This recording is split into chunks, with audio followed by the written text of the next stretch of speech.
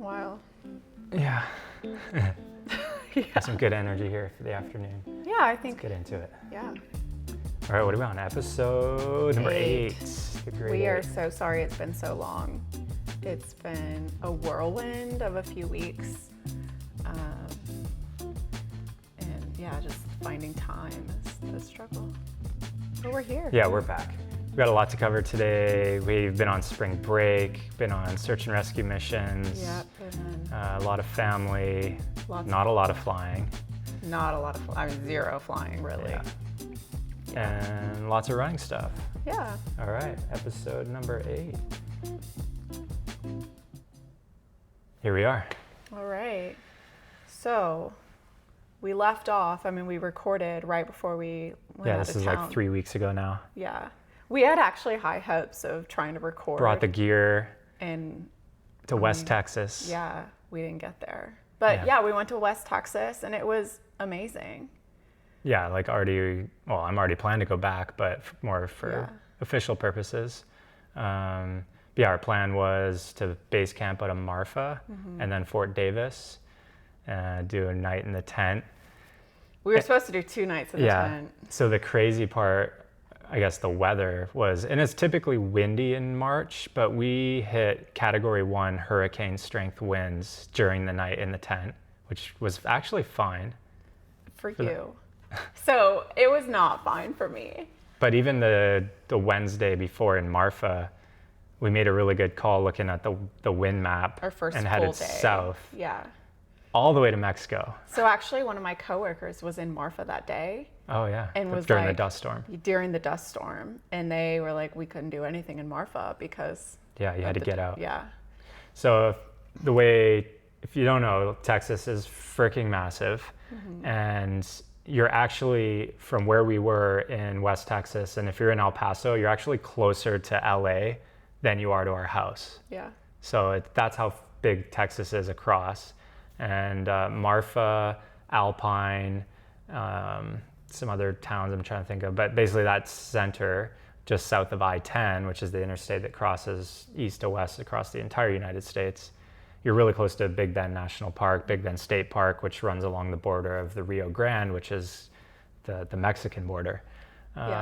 So really popular, adventurous destination. Not a lot out there. Even the towns are pretty scarce. We had good coffee options.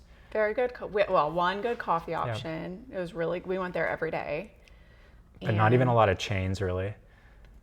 And as you go west, you actually go up in elevation. So I think, Fort Davis, the town where we camped a little bit even higher, is the highest technical city in Texas. I think you're like 5,000 something feet. Yeah. So you're over 5,000 feet, which means you get a little bit cooler weather, and especially in the evenings as it cools off. Definitely was hot. In the day, it was very hot. I mean, it's Texas high desert. Yeah. So it was cooler in the weekend, but still hot. Yeah, and so to give like a little bit more, like if you're ever thinking of doing West Texas, Marfa's a great town. Alpine is a great town. And then you can hop south from there. You got Big Bend National Park, which obviously gets all of the publicity for a park to go to, see the stars and everything. But like every time I hear people talk about going to the state park, and our experience, like we didn't really get to the national park yet, is like that the state park's technically better. I had a friend text me saying that the state park's better than the national park. Don't overlook the state park just because it's like lower ranked. And the state park, if you look at the map, it's huge. Yeah, it's got to be one of the biggest state parks there is. It's crazy. Again, a lot of high desert, but it does follow the Mexican border, the Rio Grande. Yeah. Lots of like rafting options. We got lost in Mexico. We dipped our toes in the water a little bit and crossed into the low border territory. And it's funny because I think our biggest takeaway there was like you see all the news and the craziness around the political border wars and the walls and like unsafe things, and like you're literally in just wilderness, state park. You can't see a thing. The Mexican side actually is beautiful, like The incredible mountains, mountains. I'm Very so jealous that they have those mountains. Why couldn't we draw our border A little just a further couple south. 100 miles south? It's not too late. I'm sure it's coming. No, so like we figured it was like, you're like, yeah, this border's open. We're able to crisscross and go in and out, no Yeah. problem. But It's technically illegal. There is a fine, yeah, but no But- one was there. but like in that area where we are, it's so remote. Like if anyone were to actually just make it across those mountain ranges, like, Respect. yeah, That's all they we deserve can say. Yeah. whatever job they're willing to do. They're going to be Yeah. good to go. Respect.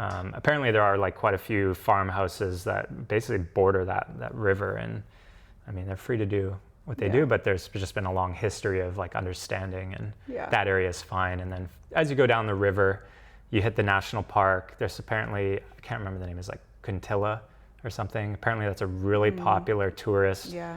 crossing by like donkeys. You can go across, have some tacos, have a Yeah. night, and apparently the Mexican nationals like sometimes will bring like a cart of like cans for gasoline, and they'll fill up, and there's just kind of an agreement there that's Yeah. fine, and it's safe. But Yeah, it's definitely more towards the more populated, non-mountainous areas where you're gonna find the you issues. have the issues. Yeah. Unsafe, cartel, drugs. Yeah, illegal but border here, I mean, crossings. you cross into Mexico, Yeah. and it's a wall of mountain. Yeah, I mean, you just literally yeah, have to rock thousands climb. and thousands of feet. Now, with that being said, there is in Marfa, Alpine, all of those areas in El Paso where we were, you cross multiple internal U.S. border crossings. Yeah. So essentially, it's like you're crossing an international border with Customs and Border Patrol. Yeah. But you're like in the middle of Texas, like hundreds of miles. I've in. gone through them before, but Yeah. we didn't have to go through one when we were together. One was closed because we came after Yeah, and hours. that was it. And then I passed through one after I dropped you Yeah. at the airport. So you flew home because I had to stay for search and rescue in Yeah. the Guadalupe National Park. I'll bring up some pictures. Anything else from? I'm trying to think. Let's talk what about else do we this do? tent night. Okay. So I have not slept in a tent in like 20 years. It's been a long time, maybe 15 years. And I was very apprehensive, and I'm pretty climate controlled. I'm not climate controlled. I'm fine getting dirty. I'm fine, going outside and being adventurous. But I want to shower and be comfortable in my bed at the end. Yeah. And Understood. it was so windy, like 50, 60 mile per hour winds that night. Well, more. We hit over 70 at Yeah. one point. And Friday night. it was freezing. I had leggings, sweatpants, a long sleeve, and 2 sweatshirts, and like 5 blankets, and I was still cold. I don't understand. You were fine. And then I had to go pee in the middle of the night, and a wind gust while I was squatting outside, and I peed all over myself. You didn't tell me that. Yes. You said it was fine. I still peed on myself. So, yeah. Welcome to camping. So that was just, I will say that it didn't was- ruin it for me. It was full-on glamping, though. It was 3-bedroom glamping. tent. I would say it's 2-bedroom tent with a living space, but yes.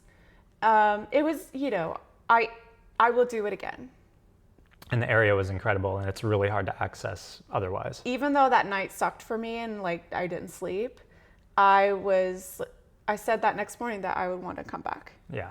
So that was the Nature Preserve, which actually only opens 4 weekends a year, which is once a quarter. insanely Yeah. rare.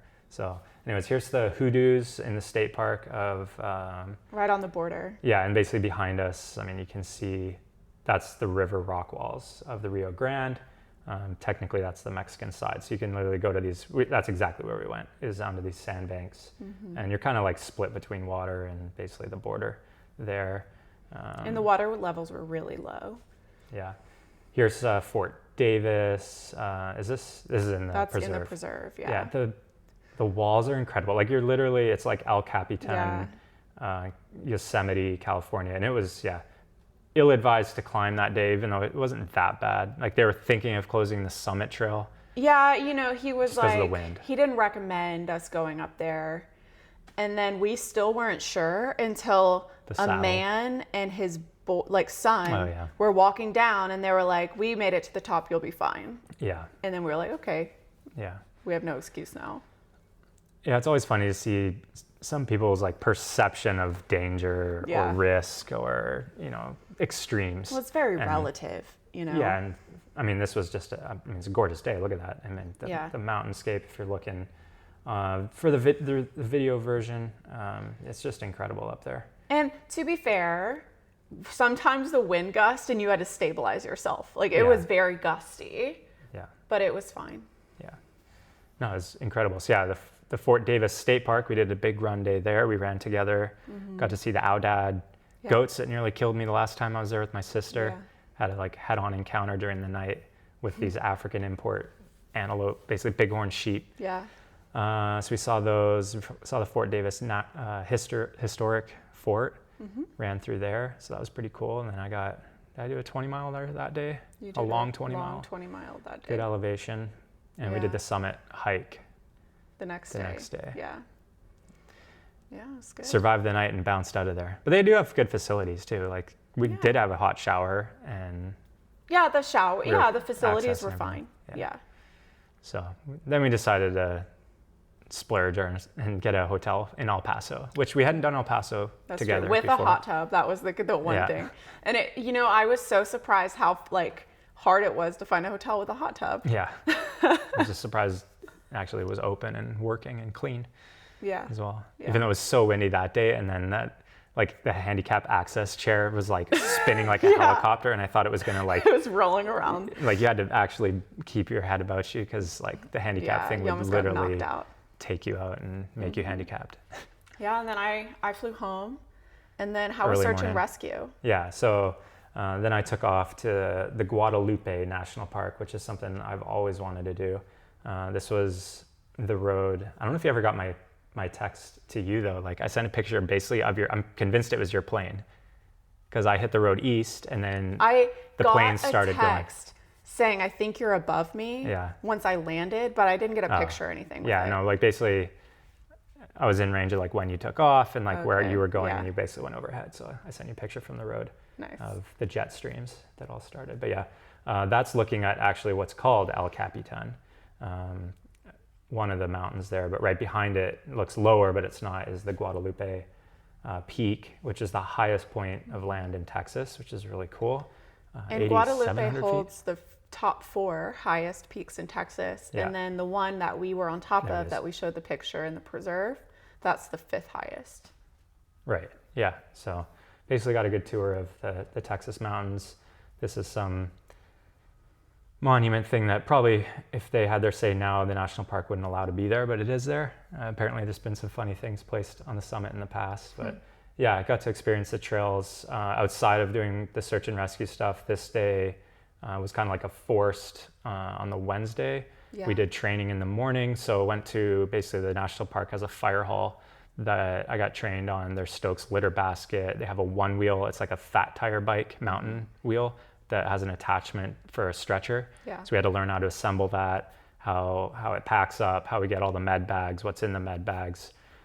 Just learn all that system, because if you get a deployment for somebody that's stuck in the mountains, then it's like such a long extraction. Yeah. And so I got trained to that until noon, and then they're like, go play. Like, seriously, you're not working today. You're not volunteering. Nice. And so I did another 20 miler with good elevation on this particular run, but learned a ton. And then, yeah, the final day was able to kind of, well, I'd say work a half day. We were up at like 4 a.m. for a real like emergency call out, which was the only true one we had that day up near Carlsbad Caverns. A guy fell trying to exit a cave. So that was really exciting work, and was able to get that guy safely out. The parks, let's say BLM and national parks and fire department basically had him stabilized. By the time we were there, we were helping with rope hauling to get this guy vertically out of a cave, and then transport the stretcher to the helicopter. So, but yeah, was there mainly for preventative search and rescue, which I saved a slide from my Texar manager. Basically, like, we were there like to proactively help hikers with, before they hit the trails, like, do they have everything? Do they look like they know what they're doing? Yeah. And then give them a little assistance if they need it. And technically we can't like say, no, you can't go up. Like I saw cowboys with boots, hats, buckles. We saw Real cowboys. yeah, like climb the highest peak in Texas. So, and it's no joke. Like, it's 3,000 feet up. Yeah. It's for most people going to be a 6 to 8 hour round trip. Yeah. And people were starting with just one little handheld, like disposable water bottle in their pocket. Yeah. And I mean, they get it done, and they have no light, and there'll be people coming down with their iPhones in the middle of the night and all sorts of stuff. And, you know, the people that we see go up, but you can't say no, and you just kind of give them some tool sets and information to help them. And we for sure prevented a few things from happening. Like guaranteed could have been some accidents or just really long nights with people. Yeah. But yeah. Awesome. And you're going to go back? Yeah, so we're basically now on rotation deployment for Texas Search and Rescue to provide preventative SAR and then, you know, emergency assistance for the park going forward through the summer. So I got another week coming up after we get through Brazos. Yep. Awesome. So And then great training and gear. yeah, you got back, and then, well, so our last episode, I had just been diagnosed with COVID, Ugh. and that was very like prevalent throughout the trip. And then I got strep, and I'm convinced that I had pneumonia with like how painful my lungs were and coughing and everything. Yeah. And then I And finally, then the dust didn't help with any of dust. that. And I was coughing out the lung. yeah, and finally I got the right antibiotic probably, I mean, 4 days ago, Yeah. and just now started feeling better. Yeah. And even my coughing and your coughing's just subsided. Yeah. Even we cough still to this day, but like it's been 3 weeks of coughing. Yeah. I mean, but I won't go there. TMI. Yeah. When, Lots of congestion. yeah, I tested negative twice somehow. I mean, maybe later on if I tested would have been positive. I don't know. You tested early, but yeah, I don't know. But we got back and then took the girls to the rodeo. Yeah. Had a family day. That was Well, actually before, Oh, this one's left. before. So I took the girls. I brought this like picture the up day before we left. because it's really funny that like a few people commented, our friend Walter, and that's like somebody looks like not happy, and or like Yeah. I was like, yeah, there's only one got the prize, the oldest. Yeah. It's like I was joking that the reason I went and got 3 world records is because like I can't afford the therapy if only one gets a world record. Daddy, I didn't get a teddy bear. Yeah. So we had to go back, and we had a much happier photo for when we went back together with all 4 girls. Yep. Yeah, much better. Much better. Yeah. Houston Rodeo is such a crazy event. Like, It's wild. it's amazing how and many people it brings in. The people watching is Yeah. pretty incredible, I Yeah. will say. Yeah, there's some very inappropriate Diverse outfits. outfits, yeah. Lingerie. Yeah. Oh, geez, yeah. Yeah. But I mean, the girls obviously enjoy the animals. The whole indoor section of actual like animal show stuff is fun. The babies being born, and they do a really good job there. Yeah. And then the actual rodeo is a lot of fun, and the mutton busting. I don't think we'll ever get Charlotte on a sheep. She's very particular. Risk adverse. Risk adverse. Yeah. Yeah, she yeah, we'll see. There's still 2 more years before she's eligible. So we'll see what happens in the So the next mutton 2 busting years. basically is you just strap these little kids onto a sheep and see how long they hang on Yeah. across the yard. I tried to It's the talk her coolest into part of it. it. She wasn't There's no having way. it. Yeah. Yeah. Yeah, she shuts down. So And then after that, we've been doing a lot around the house. trying to. So I was finally going to get my kitchen, and one of our neighbors is going to be our contractor, because I ran with his wife and basically made that deal. And then he came and looked, and it was just the AC system is so bad that needs to be done first. So we've now had, I want to 3 say people. 5 Oh, AC well, 3 in- people this in round. total. However, 2 people looking at it for other reasons. We're talking extremely knowledgeable and experienced contractors And even that like specialize in the ACs. one that's been around for 30, 40, 50 years. And in his the dad did it industry. before him. His dad did it before him. in multiple states. Yes. Has Said, never I seen have this." never seen anything like this before. I should grab a picture for the next time, especially before we tear it out. Yeah. But imagine like an AC unit flipped on its side with the covers taken off. I have a picture. That's but all right. Yeah, it'll take too much time. coils exposed, and then no sign of where this air is going because it You throw goes it into in a closet. Yeah, under our stairs. And it suction seals basically when the AC's on Yeah. with one duct Well, we don't know. There's That- a duct out somewhere. that we don't know if it It comes goes in under and the house. out No, it goes and it goes under somewhere. the house. And the under of our house is a perfect cool, like 60 degrees because there's All so the many time. leaks. Yeah, And we're basically just like ACing Texas in our constantly under our house. Yeah. Yeah. And then it's supposed to from there go up into the walls through framing. Like there's no actual duct system, and nobody's ever seen And anything like it. And I think, that's an expensive project. So I'm not looking forward to that. But Well, I think today what's was most better. concerning to me or bothersome about this, and we're going to be spending less than we expected, I think, on this. But what's most concerning to me is that the spread of quotes that we've gotten is $40,000. Yeah. Like on the low end versus the high end, a $40,000 difference. Yeah. Like that's a scam to me. Oh, for sure. Yeah, and You they know? like almost scare you into like, well, these other guys are probably gonna, they're gonna have mold, and Yeah. like you're gonna have to redo it. So and all you this need stuff. to do Yeah. this, and this, Yeah. and Yeah. bring in Yeah, all these upsell you on services. stuff. Yeah. So it's wild. And it's stressful for sure. But today was better. Contractor came in and it's doable.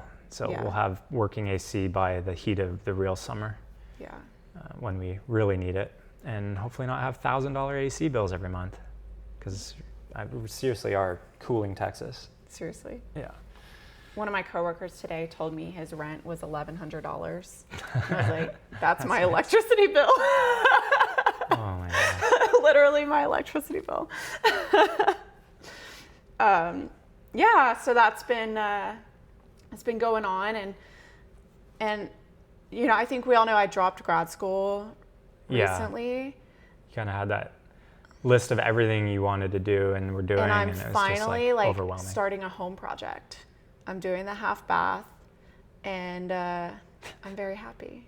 I haven't had a project for me in a while. No, you're like going to Home Depot to grab wood. Yeah. Like wood for what? Yeah, The I bathroom. didn't even Like, tell him okay. like my plans. I'm like, then we're it's like just. got home I and need 3 of these. Help me tore out carry the them. bathroom. Yeah. Then I tore everything out. And then I'm like, oh, I need to get mold treatment and all this other stuff. So anyway, all right, on to the running aspects. So this weekend kind of kicked off a series of running outside of just training, where we helped put on the Texas Heritage 5K. Yeah, a road race, which Mm-hmm. is new for us or newer, but helping out local community. The Chamber of Commerce Yeah. put on their first 5K. The mayor here. Fulcher was there. Yeah, great guy. Like so much fun. Yeah. And he worked the finish line with me, and Yeah. it was totally cool. Yeah, something that we can grow for sure on that side of things. And yeah. It was good. It was, Yeah, and then Independence Relay so is massive. then Texas Independence the Relay was next this weekend. day, yeah. And we always you tend to get roped in. Well, I got roped in last year to Yeah. running some legs. Like, Well, I got it, and inevitably- then I was sick, so you had to do it. yeah, Yeah. we just always are the call for help to fill in for people that need help on their relay teams. I mean, I wasn't planning on doing it until halfway through the week, Yeah. 4 days before Yeah. I said I would do it.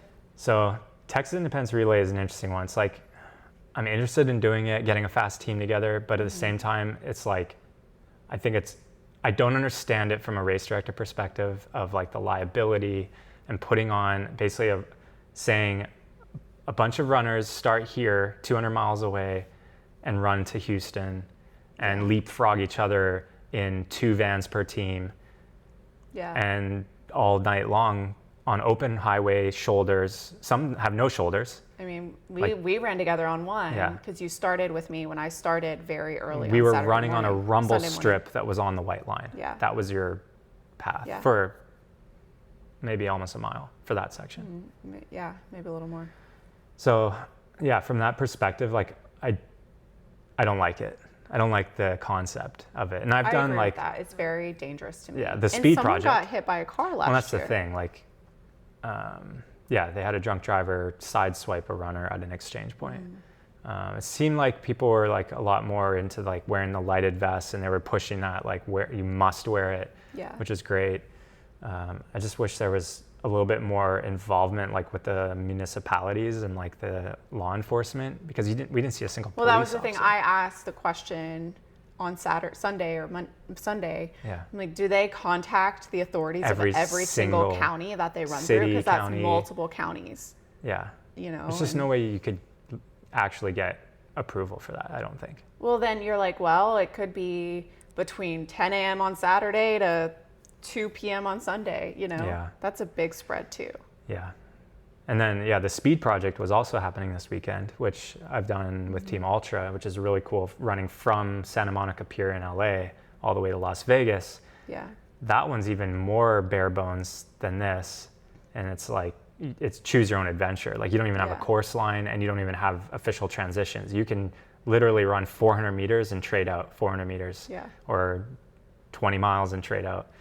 But it's just, these like races that you're still paying a ton for the entry fee. And I'm just like, where is this going? Like I have all these questions that I like. Well, a TIR team is what, $1,000 or something?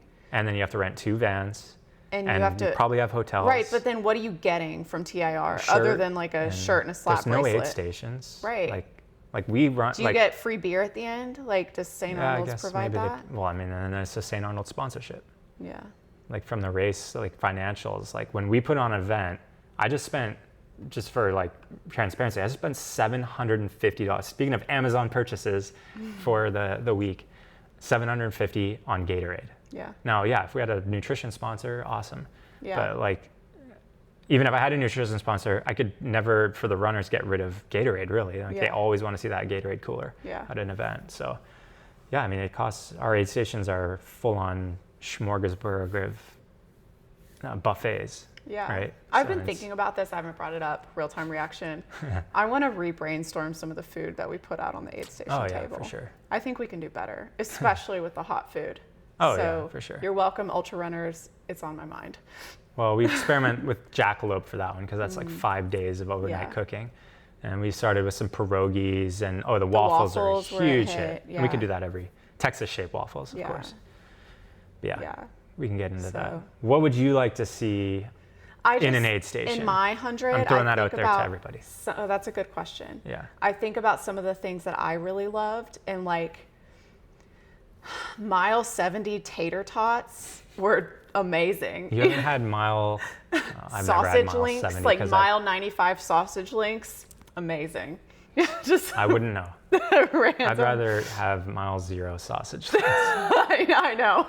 Sit on my couch with my coffee, sausage links. I was gonna say you've never had mile 70 pierogies. I haven't. No. Amazing. Bacon, cheese. Yeah. I'm still not convinced on the place in Arizona had a good pierogi. They did. But those freezer pierogies, I am not about that life. No. Gross. Anyway, so throwing that out there. If you were in an ultra, what do you want? Nicer food would you like to see? Yeah. Well, we do the basics. We do the ramen noodles, the mashed potatoes, the grilled cheeses, but where's quesadillas. The bacon at? Yeah, we sometimes have bacon. Okay. Anyway, what do you want in your aid station? Yeah, that's a good one, for sure. But other running stuff, that was, so you ended up picking up 3 legs. In a row. Which is funny because we went for your birthday dinner. Yeah. Happy birthday, by the way. Thank you. Again.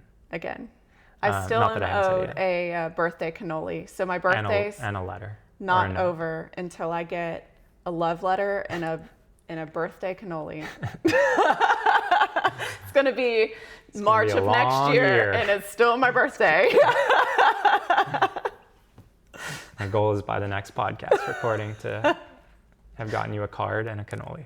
We're going to go through your birthday presents in a moment. Yeah. But the funny thing about the Independence Relay was the legs you picked up was actually from our favorite restaurant way out in the country in Simonton called Anthony's. And we went there Saturday night, had a really nice dinner, and then we had to literally go back 10 hours later to start your triple leg. And you ended up you did 3 legs all the way to our friends Good Times Running. Yeah. And then I added extra at the end to run my age in kilometers for my birthday. I was excited to see you embrace the metric system. Yeah, you know what bothers me? You'll think this is hilarious. I spent way too much time Doing trying to math? figure out, no, Oh. I can do the math pretty easily now. I know you can do math, but can you do? Trying to figure out how to display kilometers on Strava. Oh. I mean, you can't I know to you other have- people. I know. Yeah. It drives me crazy. You can't do it. I know. Okay. But you can change the units for you. Right, but I don't want it for everything. So anyway, that was a pet peeve of mine. But whatever. So you would like let's say you were a Canadian like me, and I was in kilometers, and I just want everyone to see. No, that what would I do in bother me, but kilometers. this specific use case, I needed it. Okay. You know? Yeah, just put it in the title. Yeah, I did. Yeah. I actually was mathing hard on my run because I did 99% of your leg to the exchange. There's a street that right before you got to the end of your first leg and just kept going. I dropped into a neighborhood with hills, and then I was like, how long do I need to spend here before I get back on your route to catch up to you? And if you're listening and you're a non-runner, you can be sucky at math. But if you are a runner, you know runner's math. That's the thing. I suck Like, at math, but you are horrible at math. But sorry, not really. But if you're, let's say you're horrible at math, if you're a runner, you can do like complicated runner's calculus in your head to try to figure out your route and your timings. And in that case, like, I am bang on. Yeah. Like, I can arrive back at a random location exactly on the mileage. Yeah. Just by like mapping it in your head, and you map this will be it, this and far, then this you're far. like, Yeah. if I do this and then add this and then subtract this. And Or same for pacing. It's like yeah. one lap in 70 seconds. It'll be like Right. 70.0. Yeah. Yeah. Yeah, it's funny. But yeah, I ended up doing a marathon because I needed a longest long run. I was mad that you didn't run more. 50K. But yeah. To get my 31 miles because you got the metric, and then I would have got the I was Imperial. disappointed in you. Imperial. Yeah. Yeah. Anyway. So I got a marathon in on Sunday. Yeah, so TIR happened. That was great. We've had a lot of birthday activities. So All right, birthday gifts. birthday gifts. What was your favorite one? My watch. He got me a new nailed it. Garmin watch. And it's the one I wanted, and I had 0% suspicion that this was happening. Like you truly Actually surprised me. That's hard to do. And you don't, I don't get surprised, right? I pick up on the clues. This one, I genuinely was surprised. Others, just like any Garmin. the I got exact one like I color, wanted. Color, dimensions. everything. Yeah, There's so many options. yeah, yeah. That I thing's was crazy loaded with features. I hope you don't very- need another wrist computer for the next like 5 years so I can pay that thing off. I mean, my old one's like 4 to 5 years old. So yeah, we're good. I'm just messing with you. Yeah, so thank you. That was amazing. You got me some makeup and this camera, and I kind of suspected that because you were way too interested in my makeup one day. You were like, what's this? What's this? So I laid everything out for you, and I'm like, these are my essentials. This is what I wear every day. And I ended up just taking a picture. And then the lady I found a lot of it on my own, but this lady took my phone. It was gone. Like, I actually thought she was stealing my information or something. That's funny. You got one thing wrong, but it's very close. What? The foundation, you got me the foundation, the right color and the right brand, but I wear the tinted sunscreen, not the foundation. Oh, it has SPF, like. It has rating or something? SPF in it. The foundation does. But I actually wear the like moisturizing sunscreen that's tinted, and it's not a foundation. I don't even know what the foundation is. We're on Pure and Beam, babe. Anyway. We're on Pure and Beam. We don't have foundation. Yeah, that's right. That's right. Just propped up. Anyway. You got flight simulator controls for the Xbox. Okay, yeah. Yes. So then he gets me this one big gift. And and he's like, I got this one for you. This is what I'm most excited about for me. I mean you. And it's Xbox flight simulator controls. And I'm not saying that it's not a cool gift. It is. But I have yet to play the Xbox that we got. Because you didn't have the controllers that I got you for your birthday. You're right, baby. I am so excited to actually use these flight simulator controls. Yeah. Yeah. Okay. Anyway. There's a lot you can pick up from if you're going to be So getting I a pilot was license. surprised of that gift. Like, that surprised me. It's more of like a But family it was a... gift. It was more of a gift for you. You were more, you immediately, you took the box and you're like, brought it upstairs. You're like, okay, bye. I haven't set it up yet. You didn't set it up though. Nice. Anyway, so yeah, that's what's been going on with us. I guess while we're on the topic, Amazon purchases. I can't remember if you had anything good. There was like 300 packages. I got a ton of stuff off of Amazon, but it was all boring. Like, Clothes. I got all of the girls' new underwear and socks and pajamas because they're growing out of the other stuff. And so... Every week. Yeah, seriously. And so, yeah, it wasn't... I had 1,000 packages, but it was very boring. Yeah. So... I don't think... I've just gotten work stuff. Oh, so, okay, we were... Right before we started, he was like, look at your Amazon and see what you've purchased. And mine was all boring stuff. And even though it's been a lot, it's just been maintenance items. You had a flamethrower, like that. Weed burner. A weed burner, like a garden weed burner. Yeah. And it's a flame hose that hooks up to a propane tank. A propane? Propane? Yeah. A propane tank. And that's hilarious that that's in your... What's your use case for that? Oh, the back weeds, like we have...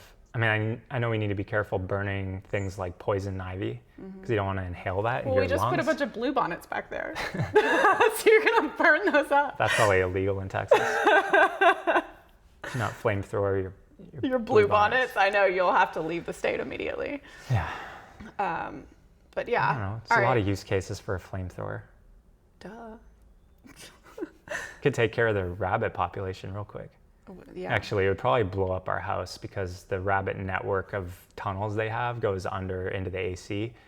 But to clear the landing zone in Canada, they would get approval for this. But basically, you'd have that flamethrower and you would stick it in a gopher hole and hold the gas on for a while and then trigger it and you'd just like underneath and fry them all. Because the gopher holes were ankle breaking. Yeah. Like I would say that would be amazing, but it would blow up our entire house. Yeah, for sure. All right. So into the fun stuff. So one other topic, at work, I've been, work's been really great for me. And we've, we have browsers coming up and for I met you. a lot of them yesterday at Yeah, you met a lot of my coworkers yesterday. We had a baseball game. But I'm doing executive coaching. Yeah, and this is really cool. I wish I had gotten this in the corporate world. And at first I was like, what am I going to learn? Like, not that like leadership coaching and all this stuff isn't valuable. I'm just, I have plenty to learn. But it's really challenging. Well, you found a good person. I found a good person. That challenges you. And I really want to focus on the leadership or the people aspect because I'm very good at the process aspect. Yeah, and you're technical and you want to be hands-on and do everything. And... But when it comes to like emotion in the workplace or like, people's feelings, or I'm like, just do it and move on. I'm just kind of detached from that at work. Kind of like how I am with us. Yeah, pretty much. Yeah, I'm like that at work. And so, and I have direct reports, many direct reports. So and I you're have to be a female in corporate world. Yeah, and that's also hard. Yeah. I have challenges with that at times. Yeah. We'll say. And you're young. And I'm young. And you look young. And I look young. Yeah, I mean, I literally had someone tell me I looked like a middle school girl one day, and I was so upset. Oh, she knows. Yeah. She was like, it was a compliment, and I said, I don't take it that way. It was Take it easy. I know. People, geez. Anyway, yeah, I don't do emotion at work, but I need to be a better leader for a variety, different types of personalities and different types of people. Mentoring babies at a coming out of I school have, exactly. Yeah. Not only do I have people that are older than me and more experienced, I also have people younger than me. And how do I navigate that and empower all of these walks of life to be greater, you know? So you had a good call again, I think your third call? Yeah, this was my third call. And man, she got into like trauma and for example, like the big example is I was deathly ill with all of my sicknesses, you know, that I've been going through, and I still went for a run. Yeah. And she's like, well, why did you go for a run? And I'm like, well, because I would feel like a failure if I didn't go for a run. I need to keep up with my things, and I want to stay fit, and I wanted this, and it's my outlet. And I felt horrible the entire time. And you hated the run. And I hated the run, and my lungs were in pain. You probably made yourself sicker or delayed the recovery at least. Yeah. Just and like all my athletes. Right, exactly. And she's like, well, yeah, why do you feel that way? Okay, well, how does that feeling, you know, influence your leadership or how people see you at work and all these other things? And it got really like deep and targeted. And yeah, I think. Or is like, what happens if you don't do that was kind of the question too. Right. If you don't do that, how do you feel? Yeah. Oh, well, I feel like a failure. Yeah. Okay, well. But are you? How does that impact you? How does that impact you as a leader and your influence and all these things? And so then we started talking about like the positive power of negative thinking. Yeah, and that's a saying that, I don't know if he coined it, but it's like one of my favorite athletes, Will Gadd. He's been a Red Bull athlete, I think probably one of the longest Red Bull athletes in multi-sports, paragliding, kayaking, and ice climbing primarily. You might have seen him, probably his like most famous like mainstream is that one year Niagara Falls iced over enough on the edges to the point he was able to ice climb Niagara Falls. Oh, wow. And he's done some other big things, like he paraglided over the Grand Canyon, and he's done some crazy like cross-country flying and stuff like that. But I lived really close to him. I've seen him in a climbing gym in Canmore and had discussions with him. He was scheduled to talk to my fundraiser I did for Search and Rescue up in Canada. So I can interact with him, like call him a friend or at least a fellow pilot. But he kind of he's always speaking like performance mindset, safety mindset. A lot of people reach out to him because he's in extreme sports of just like, how have you survived so long, or like, how do you go about this? And like, he's always big on this, the positive power of negative thinking, because everyone tells you like, don't have negative thoughts. That's so bad. And stay positive. Stay positive. Yeah. And this is very much in line with how I go about my safety in the mountains and flying and some of our big mountain runs and putting on events and being in oil field operations safety. All of this stuff was always the basically visualization of what could happen and to go through all of those scenarios. And how to combat those scenarios. Yeah. And then like a layer that's been added to that, like that I wasn't originally taught when it was sports psychology of visualization which was like basically just imagery, was like true visualization includes the emotional component. Yeah. And I feel like that's only in the last maybe like 5 to 10 years really been added to more of the visualization techniques of like not only like what could happen, but how are you going to feel when that happens. And that's exactly what that's what my coach is doing. Yeah. It just from a lens of leadership and how it'll impact me that way. Because we've always just kind of been focused on the mental or physical. Are you able to like physically handle it, and are you able to mentally handle it? And that's funny, like because mental, emotional. Because maybe you go through that, okay, phically these things will happen and I can get through it. I'm strong enough mentally, to do this, or fast enough, or like physically, mentally, I might get hungry, and that'll all these things that you need to think about. But maybe they don't say, oh my gosh, I'm going to face my greatest fear, the alligator, Saturday's coming. Or, Brazos drop right there. I know. Whatever it may be. And the emotional aspect of it is what can be so crippling so often. Yeah. So. Because there is alternatives basically to like flight or fight. And everyone handles that differently. Yeah. Yeah. So, no, that's awesome. I love that kind of like concept of the positive power of negative thinking is just, you can just dive into that all day. Yeah. So speaking of coaching, I've had a question, and I feel like it fits really well here. You hear things from coaches and from, doctors and influencers and a variety of places, and they can all be conflicting information. Yeah. And how Well, and also like industry is driven by money. And so a lot of the nutrition and even shoes and gear and stuff like that is driven by So how do you margin. make the right decision for you physically, medically, all these things when you see 7 different stories out there? Yeah. And well, I mean, it's like definitely, I stay in my lane. One, it's like, I'm not a nutritionist, dietitian. I'm not a doctor. But like you definitely advise as a coach, you're constantly advising. Yeah, of course you are. All of those aspects. Definitely always will like lean more towards the medical approach, right? Rather than the industry in a lot of cases. Well, I think, but then, for example, unfortunately, everyone leans on influencers. Well, I have kind of 2 examples here. One is taking ibuprofen with running. Yeah. And, it's not an illegal substance by definition, and it does help take your pain away. Right? When you're mile 70 in or whatever you are, man, my feet feel a whole lot better with this ibuprofen. And but medically, there's been so many studies on liver the damage you do impact on the liver. Yeah. And then as a race organizer, like we don't even have it ibuprofen to hand out. It's like we get asked every race, can I have some ibuprofen? Yeah, can I have this? Can I have that? Do you have whatever medicine? Yeah. And it's like I'm never gonna hand over any medicine. Yeah, we don't medicine. hand over medicine. Even Benadryl in the case we had. Like 100 bee stings.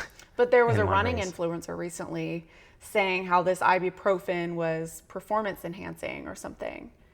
And and that's the thing. Like, see that. It doesn't matter what it is. Like, there's things that you might be able to squeak out a better performance in that moment, but it's like I always coach for longevity and health, like over anything, over performance or one performance. I coach for like years and years of performance. Yeah. And unfortunately, we're seeing a lot of people turn to, well, it's nothing new. It's like the quick fix. Yeah. What can I do like absolutely the night before the race to get faster? It's like, it's kind of, it's too late to get faster. Yeah. But people always are looking for those things. I've never had caffeine in my life, but I'm going to take 7 caffeine pills to, go hammer and we're this out. hearing people race under like not even taking it, but like taking excessive levels of ibuprofen. Yeah.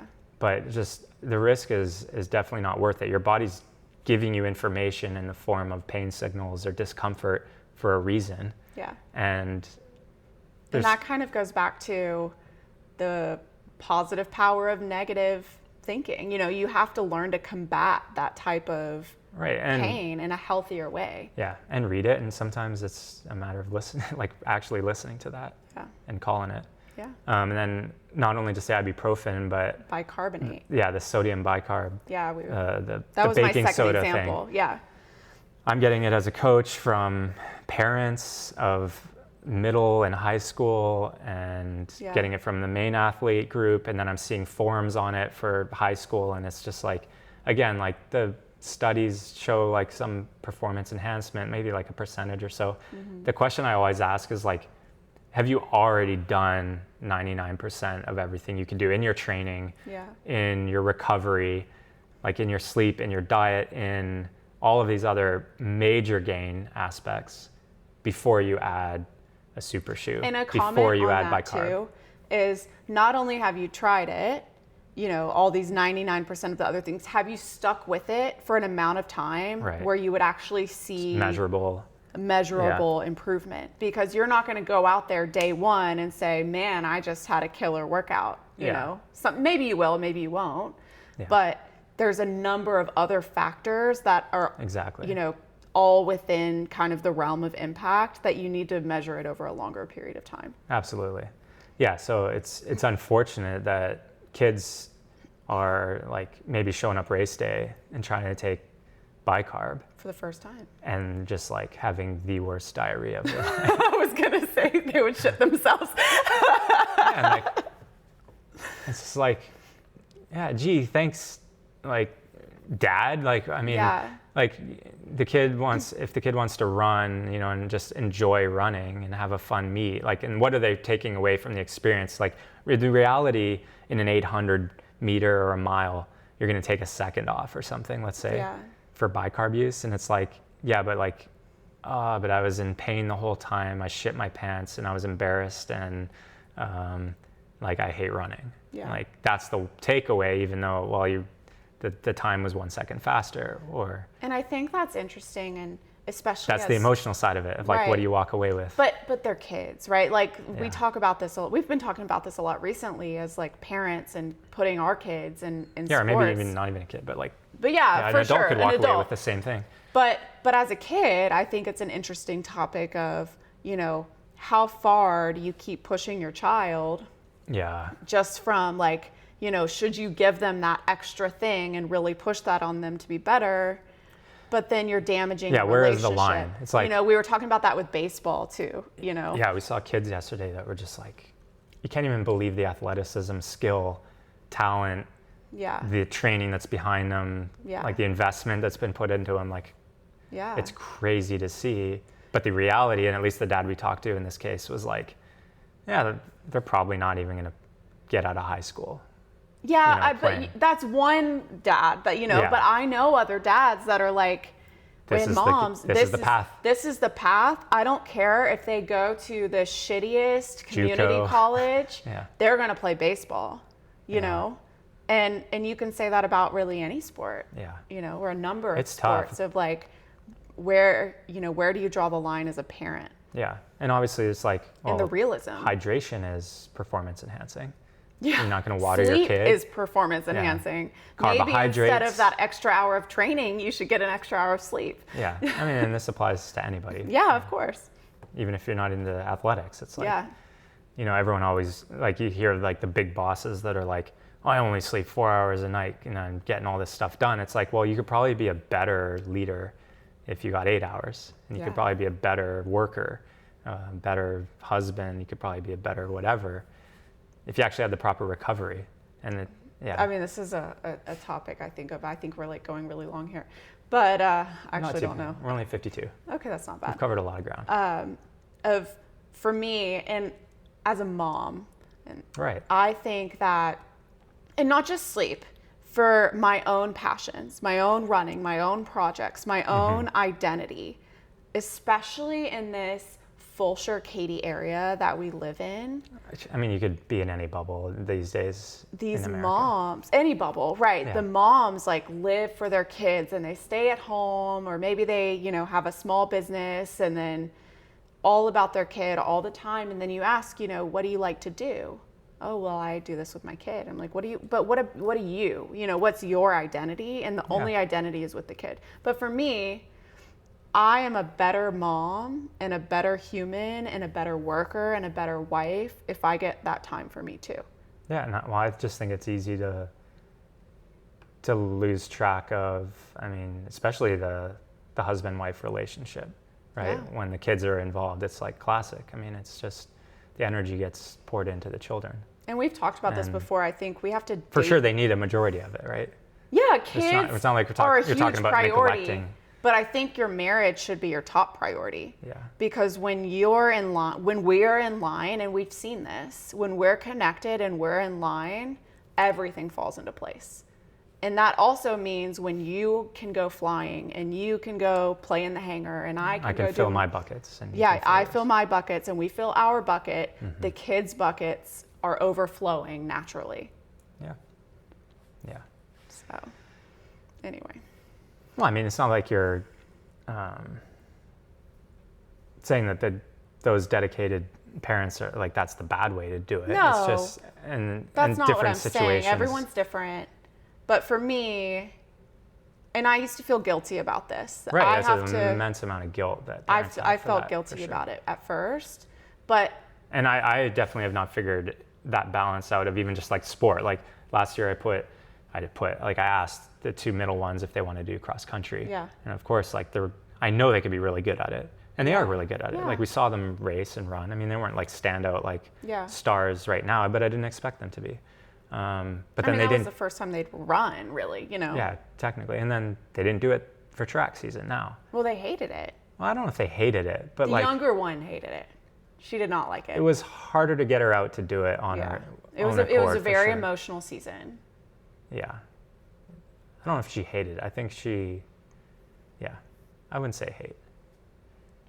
She wasn't. It wasn't her main choice of what to do for the day. But again, we had this discussion, like, I think we were talking iPads or something. It was like, oh no, it was okay. Your child's, our child, but Charlotte's sport at school. We're talking preschool. My gosh, preschool. We got a note that said Charlotte was anxious or something along the lines of they were training a new coach for her extracurricular sports. Yeah, this is like just a preschool add-on. Oh yeah, you pay extra on it, and the kids get pulled to learn different sports skills. Yeah. And she's 3, right? Like they're games. Learning balance, and they did badminton. They're learning proper stretches. She comes home and she's like, "This is my flamingo pose. Can you do this yoga pose?" She's learning all these things. And they were training a new coach that day, and I got a text that said, or a message that said, Charlotte did not attend today. She was feeling too anxious because we were training a new coach. And I'm like, she's 3. Yeah. What do you mean she's too anxious? Like, we're paying for sports, go do your sports. Right. But this is like, where's the balance? It started the conversation of, well, kids don't want to go to a doctor. Right. Kids don't want to brush their teeth. Kids don't want to eat their dinner. Kids don't want to do anything other than really play on their iPad nowadays. Yeah. And it's like, you have to be pushy to some point. Right. For the right healthy reasons. And my whole thing is, maybe you can't force her to participate, but you can force her to go into the room. Yeah. I don't know. But is that too far? That's the question. That's like where. Okay, this is an absolute perfect segue to a topic that I wanted to bring up on here. Oh, which was the best runner of our time right now is Ingebrigtsen. Yeah. And the Norwegian runner has won gold. His family's been involved.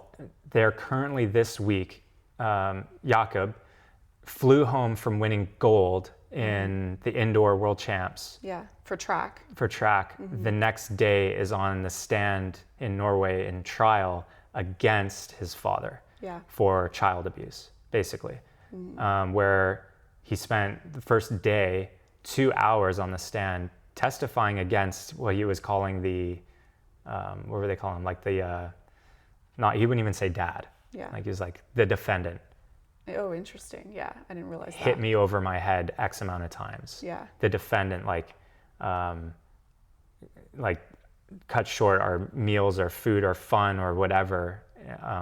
Beat my sister, like all this. I don't know if beat my sister is the right term, but like he's bringing up all these abuse, emotional and physical abuse things that have happened to his brothers, to his sister, like crazy because they've had this documentary that's unfortunately been in Norwegian. So like, it hasn't really, it's interesting it hasn't been translated or kicked over here to be mainstream because it's been following that family for like a year in their home, but never really captured any of that abuse that was happening. But now it's like the behind the scenes is coming out and they're actually like in court and like, there's been a lot of legal battles over assets and things of them being like the best athletes in the world. Yeah.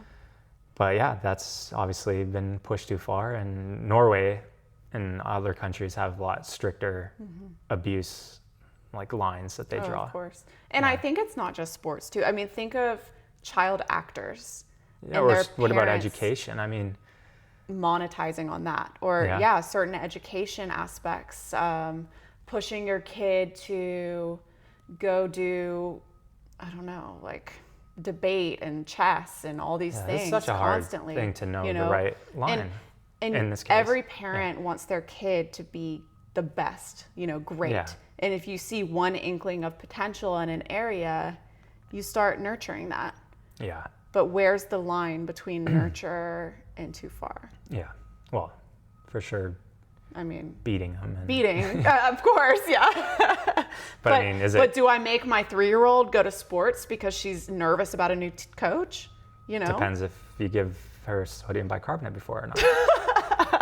Okay, I'm gonna start a 6-week study of if she performs better on baking soda in her breakfast.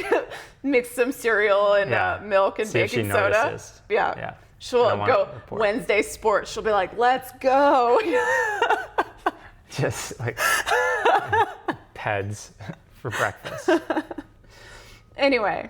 So that's great. I mean, again, we're not the experts on parenting at all. And we're going to be going through the phases that all of our predecessor parents have gone through, of just like the ages and stages that kids go through.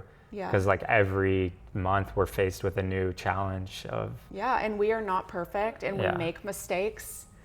And like I've been like I told okay. So again, and this is maybe a good follow-up to what we're talking about, like what do you do with this? Steve Magnus's book that I went and sat with him and reviewed, we actually had this really good discussion because it's in there, and he's always pumping out good information for youth mentoring in sports, and it was like basically always let your kid explore, and that's kind of what we lose track of. Like as we age, we lose the exploration phase. Now, obviously, you want to specialize in something, but like you're saying, it's like Charlotte, when I drive her to school, loves to play drums on the seats. Yeah. It's like, as a crazy parent, do I just go and buy her a drum set and I'm like, she's gonna be the best rock and roll thing, and that's the thing. Yeah. But that's my choice, right? Right. Like, she didn't make that. No, She absolutely. just likes tapping along to music. It's like some people would take that like way too far. Yeah. But like let them explore, and like even when they dabble in sports, I think you need to not be so like strict on that it's okay to try and explore those things. Absolutely. That's kind of what Magnus would recommend through his books. But I asked him because I was like, I'm excited to see you, the professional expert that's writing the books on this, to be on the sideline of a soccer field, because I thought I was a great parent until I had to like almost get kicked out of parents, myself. Like I you want to like puppeteer it, and that's like the control factor of your kid. Like you can see all the plays and the lines and what people should do, and the refs what they didn't see and did wrong, and you get emotionally charged because it's your kid that's at stake here. And I've lost my mind on the sideline of a 3-year-old soccer practice, and like had to walk away. Like you never know until you're faced in that situation, like how you're going to behave, and then you're going to learn from it. Yeah. So for sure, that's a tough gig. Cool. No, that was really good transitions through a lot of the topics we wanted to cover today. One final topic: marriage matters. Topic number 2. Definitely got to do the marriage. Yep. Touch point. Communication and trust. That was week 2. Communication and trust was week 2. And I don't have a ton of recollection of like being in there. I was reviewing my notes. I don't remember the speaker. I don't remember the breakout that day. Yeah. But there were some good touch points just from the notes but I think in the book we had. And a lot of it kind of really cued off of what we talked about last time, which was the trust and respect, or the love and respect conversation. And then like the conflict resolution part and too. the conflict resolution part. But this was kind of more zeroing in on the conflict part. Yeah. And so one of the big things is that in an argument, we talked about last time that we fight, but sometimes we're not even fighting about what we're talking about. Yeah, you're like mad at my response to the right. But then fighter. It's saying, in an argument, notice the symptoms and what's in your heart. Like, what are you really arguing about? And I keep going back to the dishes just because we don't fight about that. I don't think we've ever fought about the dishes. I've been doing really good about the dishes. No, we've not really ever fought about the dishes. Because I've been doing a good job of it. Because he's an amazing husband. And but like dishes as an example, or a house chore or whatever is a classic. Maybe let's say I get mad that I'm always doing the dishes. I'm really not arguing about the dishes. I'm not mad about the dishes. I'm upset because, or maybe I'm upset because I feel like I'm carrying the household by myself and I don't feel like I have a partner, you know, or something like that. Yeah. And so it's really about dig a little deeper when you're fighting. It's not about the dishes, and it's not about, you know, you didn't take the trash out or whatever it may be. It's about something a lot deeper. So I thought that was interesting. And then the trust piece was a big one too of, you know, maybe you trust each other not to go and cheat, right? But if I'm withholding my feelings because I don't trust how you're going to react and I don't want to upset you, that's not trust. Right. Right? Yeah, fear of the reaction to bring up topics. Yeah. So I think, that's an interesting... The silence and then the resentment that can form and then Absolutely. the disconnect, no communication. Yeah. Kind of just snowballs from there. And then, it says holding on to that resentment kills marriages. And then you have a heart issue, not a communication issue. Yeah, it's interesting. So, it says create a doorway to your heart for your partner. Soften your heart. And making internal vows of self-protection does damage. Sorry, side note on my heart. Oh, here we go. Yes. I had a heart scan last week. No plaque, y'all. CT scan. And it's perfect. Well, there's no plaque, no buildup. All which, right. hey, I'm a male in his 40s now. Yeah. It's important. You have a perfect heart. I have good genes and, healthy. No surprise there. But yes, softening of the heart. It's pretty soft. There's no calcification. Yeah. Anyway. But the topic is typically not the topic. Like during a fight. Right. And then what forms is like, I think in that week they talked about the flooding or what was our... Emotional we talked about flooding. going into the crazy cycle, but it's like basically that's the emotional and flooding. And going back to the crazy cycle again is, men typically, fear not being adequate or not feeling respected. And that's like the trigger, like... Yeah, because if you said you didn't do the dishes, I'm like, well, I did all this other stuff. Right. But women fear not being loved, like have that abandonment thing. And I certainly do. I've gone through some things. Let's talk about being mad at me for something I did in your dream. I had a dream, y'all, where last week. I just woke up to... I wasn't like really mad, but I made a lot of little digs the whole day. Woke up to violence. That's not true. I wasn't really mad, and you know that. I had a dream that he left me because I was too time consuming and he wanted to focus on flying more. He was like, hey, that's not a bad idea. Anyway, emotional flooding. So when you're in the crazy cycle and it keeps spiraling and spiraling and spiraling, you get to a point emotionally and even physically where you can't see reason in your fight anymore. Right. Yeah. And, your heart rate's increased, all these physical, symptoms of being angry, but you're just shut down, but you're yelling at each other or doing whatever you do. Right. And the best point there is to walk away. Which we is used hard to because be if bad one about person it. suggests that, again, we kind of went through this last time of just like the avoidant wants to just walk away from everything and not ever come back to it. And I'm the other way, right? I'm like, no, let's talk about it and move on. If you leave, you die. Yeah, not quite that, but yeah.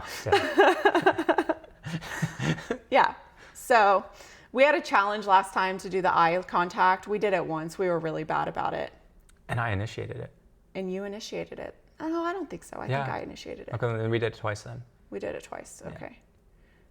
Yeah, we did it once in away. So we did it twice. Yeah. But let's do a new challenge. So let's do sticky note challenge this week. Okay.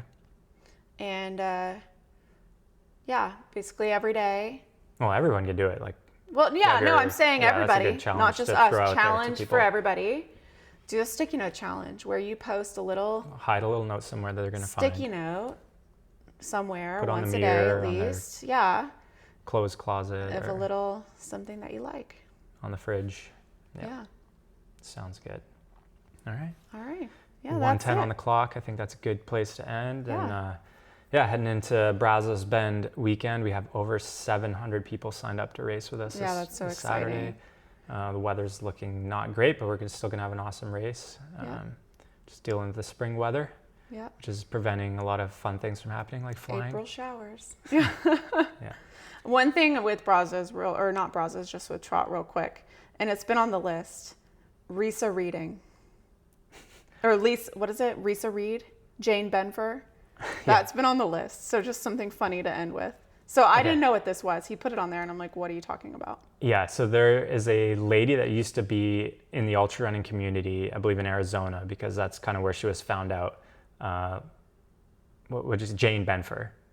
But her real name is Risa Reed, or it's maybe the other way around. I can't remember who's real and who's not. Yeah. But basically this person for a solid decade now has mainly targeted race directors and professional athlete runners that by going onto their posts and laughing at every single one, like hitting the laugh emoji, but then has gone so far as to even like contact runners like employers and say that they're fake, that they're engaging in like what? Fake. I didn't realize Yeah, this. like she's gone too far a few times. Yeah. But she basically has a mental illness. That's for sure, which is unfortunate because she has a fan club. Yeah. If people get Risa Reeded, you call it, like it's a verb now. Yeah. Like if all your posts get laughed at, you join the club and like you banter about it, which people also get angry at it too. Yeah. And take it too far the other got way. Risa Reeded. Yeah, we got Risa Reeded during Jackalope Jam. Yeah. And she basically will claim that your race is fake, like the runners aren't doing what they're saying they're doing, that they're cheaters. And I mean, it can get kind of out of hand, but yeah, we got Risa Reeded, which is like ultra running accomplishment. You've made it if you've been Reeded. Yeah. Real trail racing company now. Yeah, exactly. Yeah. You're not a real runner or a real race directing company. So you get Risa Reeded. Yeah. All right. And way too many race director emails this week with race coming up of questions that I just lose my mind on. What's the best one? Oh, I don't even know. It's just like all like weather and shirt size related right now and buckles. People want to know if they get a buckle and a medal. It's like, can we just be happy with getting what you chose, your shirt, your buckle, and let's just finish first and like enjoy the day together and like do the actual accomplishment, which would be running 50 miles. And it's about the experience. And all that other stuff. But yeah, the focus right now is on that. All right. So cool. My next batch of gray hairs coming in. One a day. All right. We'll try to be back on our targets after Brazos. After Brazos, yeah. Yeah. All right. Thanks for joining, and talk to everybody soon. Cool. Hit us up with some topics if you have any. Oh yeah, and aid station food.